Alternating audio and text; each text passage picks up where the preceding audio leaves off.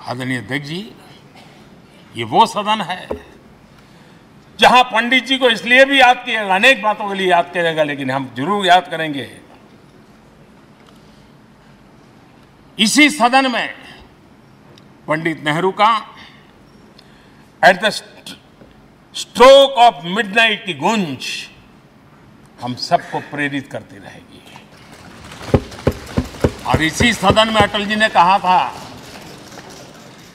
वो शब्द आज भी गूंज रहे हैं इस सदन में, सरकारें आएगी जाएगी, पार्टियां बनेगी बिगड़ेगी, लेकिन ये देश रहना चाहिए।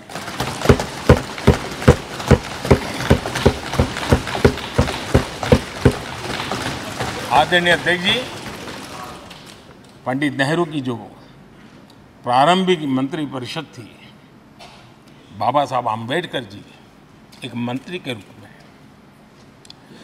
दुनिया की बेस्ट प्रैक्टिसेस भारत में लाने पर बहुत जोर दिया करते थे। फैक्ट्री कानून में अंतर्राष्ट्रीय सुझावों को शामिल करने पर बाबा साहब सर्वाधिक आग्रही रहे थे और उसका परिणाम आज देश को लाभ मिल रहा है। बाबा साहब आम्बेडकर ने देश को नेहरू जी की सरकार में वाटर पॉलिसी दी थी और उस वाटर पॉलिसी बनाने में बाबा साहब आम्बेडकर की बहुत बड़ी भूमिका रही थी। आदरणीय अध्यक्ष जी, हम ये जानते हैं कि भारत में बाबा साहब आम्बेडकर एक बात हमेशा कहते थे कि भारत में सामाजिक न्याय के लिए भारत का औद्योगिकरण होना बहुत जरूरी है, क्योंकि देश के दलित पिछड़ों के पास जमीन ही नहीं है, वो क्या करेगा? औद्योगिकरण होना चाहिए। और बाबा साहब इस बात को मान करके डॉक्टर श्यामा प्रसाद मुखर्जी, जो पंडित नेहरू के मंत्री थे, उन्होंने इस देश में और पहले वाणिज्य मंत्री के रूप में और उद्योग मंत्री के रूप में उन्होंने इंडस्ट्री पॉलिसी इस देश में लाई थी। आज भी कितनी ही इंडस्ट्री पॉलिसी बने, लेकिन उसकी आत्मा वही होती है जो पहली सरकार के थी, और उनका भी बहुत बड़ा अहम योगदान रहा था। आदरणीय अध्यक्ष जी, लाल बहादुर शास्त्री जी ने 65 के युद्ध में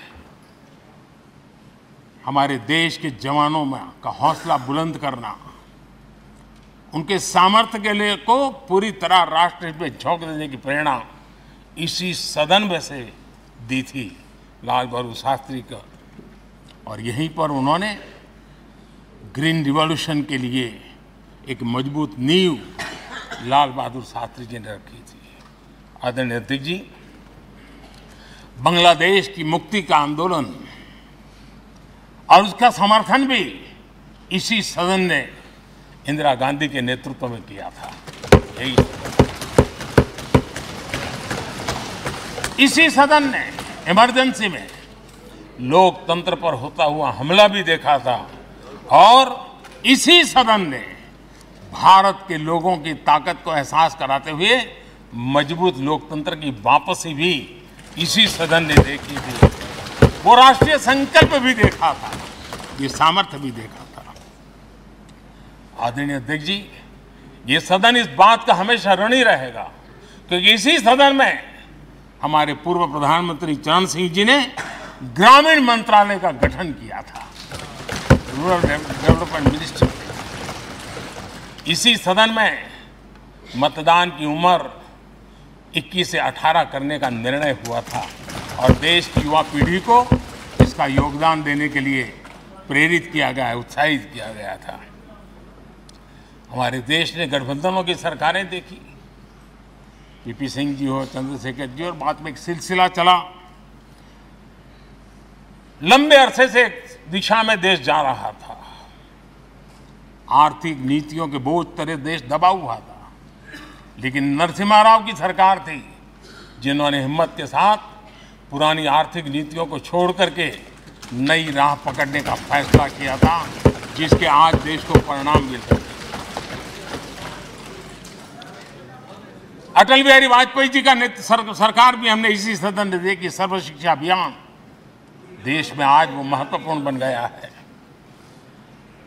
आदिवासी कार्यालय मंत्रालय अटल जी ने बनाया, नॉर्थ ईस्ट का मंत्रालय अटल जी ने बनाया, न्यूक्लियर टेस्ट भारत के सामर्थ्य का परिचायक बन गया।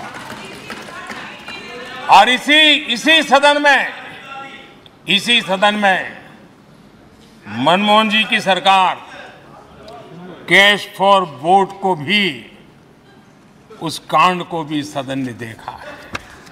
आदरणीय अध्यक्ष जी, सबका साथ सबका विकास का मंत्र, अनेक ऐतिहासिक निर्णय, दशकों से लंबित विषय, उनका स्थायी समाधान भी इसी सदन में हुआ। आर्टिकल 370, ये सदन हमेशा हमेशा गर्व के साथ कहेगा, इस सदन के कारण